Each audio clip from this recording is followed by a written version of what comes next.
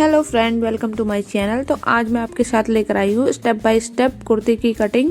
देखिए, हमने 4 फोल्ड करके कपड़ा रख लिया है। ये कपड़ा थोड़ा सा वेलवेट का था, तो हमें पहले स्ट्रेट करना पड़ेगा और फिर हमने सबसे पहले लंबाई का निशान लगा लिया। लंबाई का निशान लगाने के बाद फिक्स लंबाई और उसके बाद 3 इंच हमने प्लस करके फोल्ड करने के लिए लगा लिया। तो इसमें 3 इंच प्लस नहीं था, तो मैंने ½ इंच ही प्लस करा है, क्योंकि इसमें नीचे से कपड़ा बराबर नहीं था तो हमें वो कटिंग करना पड़ेगा। इसलिए मैंने ½ इंच प्लस कर लिया है, ताकि हम ½ इंच में ऊपर की साइड कपड़ा फोल्ड कर सके।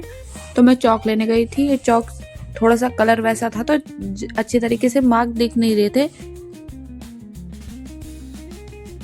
इस तरीके से मैं लेकर आ गई हूँ। देखिए, मैं अब दूसरी वाले कलर के लेकर आई हूँ। स्टेप बाय स्टेप 5 मैं आपको सिखाने वाली हूँ कि किस तरह से आपने फिटिंग लेनी है, किस तरह से आपने कुर्ती की कटिंग करनी है, किस तरह से आपने मेजरमेंट वगैरह रखने हैं और आर्म होल वगैरह की सब चीज़ की। सबसे पहले मैंने इस तरीके से इस पे फिटिंग के निशान लिख लिए थे और उसके बाद मैंने कपड़ा मेज़र कर लिया था, जो हमारी सबसे ज़्यादा फिटिंग होती है, जहाँ से जैसे हमारे हिप साइज से सबसे ज़्यादा मेजरमेंट होता है, तो उस तरीके से मैंने कपड़े नाप के फोल्ड कर लिया था। तो अब हमें आर्म होल का निशान लगा देना। आर्म होल, फिर हम कुर्ती के तीरे का निशान और फिर आर्म होल का निशान लगा देंगे। आर्म होल का निशान हम तीरे से ½ इंच एक्स्ट्रा लेंगे और फिर मैंने इस तरीके से चेस्ट का निशान लगा दिया है। चेस्ट का निशान मैंने चेस्ट के जितना भी फिटिंग थी उसका 4th पार्ट कर लिया है और फिर चौथा हिस्सा करने के बाद मैंने उसमें 2 इंच प्लस कर लिया है और इस तरीके से मैंने अपने चाक का निशान लगा लिया। अब मैं कमर का निशान सेम जिस तरीके से मैंने चेस्ट का लगाया उसी हिसाब से मैं कमर का निशान लगा रही हूँ। इसी हिसाब से मैंने हिप का निशान भी लगा लिया है। जितनी आपकी फिक्स मेजरमेंट है उसमें आपको 2 इंच प्लस कर लेना है। 2 इंच प्लस करने के बाद आपको निशान लगा देना है और जितना भी आपका हिप का मेजरमेंट है उसी हिसाब से आपको चाक के निशान भी लगा लेने हैं और इस तरीके से सारे निशानों को आपको मिला देना है। फिर देखिए, हमें फ्रंट आर्म होल की गोलाई देनी है। देखिए, फ्रंट आर्म होल की गोलाई हम कुछ इस तरीके से देंगे। हम पहले ऐसे ½ इंच अंदर की साइड निशान लगा लेंगे और उसमें हम 1.5 इंच ऐसे पॉइंट बुला लेंगे और फिर हम फ्रंट वाले आर्म होल की गोलाई दे देंगे इस तरीके से, और फिर हमने बैक वाले आर्म होल की गोलाई देंगे हम।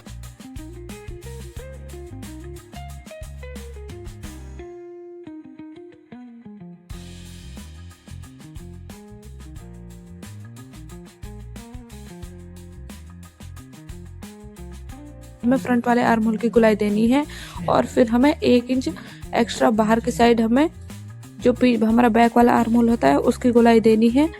और हम अभी बैक वाली आर्म होल की गोलाई पे कटिंग करेंगे। कुर्ती की कटिंग करने के बाद हम दोनों पार्ट को अलग करने के बाद फ्रंट वाली आर्म होल की गोलाई पर ही कटिंग करेंगे। उसकी शेप हम बाद में देंगे, ये आपको जरूर से याद रखना है।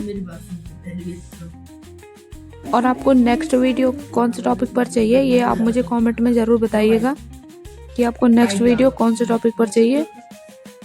मैंने इसकी कटिंग कर ली है। जो हमारा एक्स्ट्रा कपड़ा था उसे मैंने साइड में रख दिया है।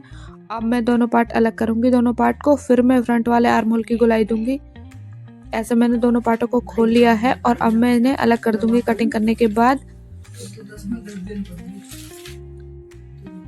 ऐसा आपको कटिंग कर लेनी है। और जब आपका बैक वाला गला छोटा होता है ना, जैसे 4 इंच या फिर 5 इंच तक, तो आपको फ्रंट वाले जो हमारा फ्रंट वाला जो आर्म होल का निशान होता है उसको आपको फ्रंट वाले पार्ट को ½ इंच कट करना होता है। तो मैं वीडियो में बताऊंगी आपको किस तरीके से कट करना है। ये इसमें इस वाली जो कुर्ती थी ये वाली, इसमें मेरा बैक वाला गला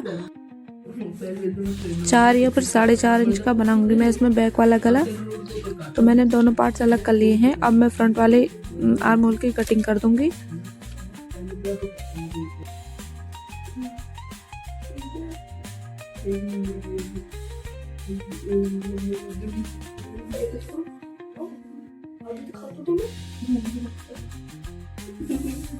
ये मैं फ्रंट पार्ट की ½ इंच कटिंग कम कर रही हूँ। जो हमारे तीरे का साइज था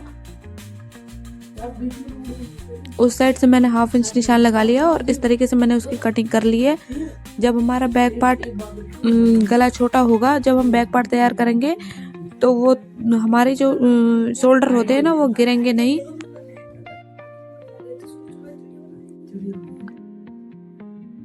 अब मैं दोनों कपड़ों को साइड में रख दूंगी और अब मैं स्लीव्स की कटिंग करूंगी।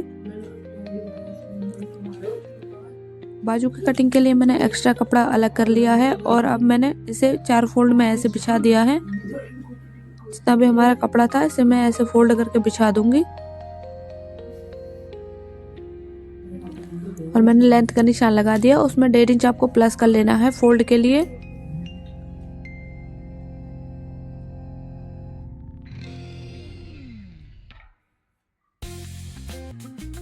इस तरीके से मैंने कपड़े को 4 फोल्ड में बिछाया है।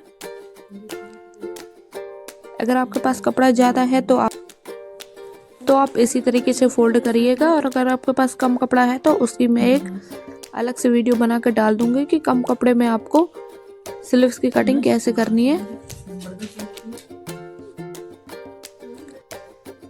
बाजू में मैंने लंबाई का निशान लगा दिया था, तो मैंने ये आर्म होल की साइड से बाजू को 3 इंच डाउन करके इस तरीके से निशान लगा दिया है, और मैंने बाजू में मार्जिन भी 1.5 इंच का ही छोड़ा है।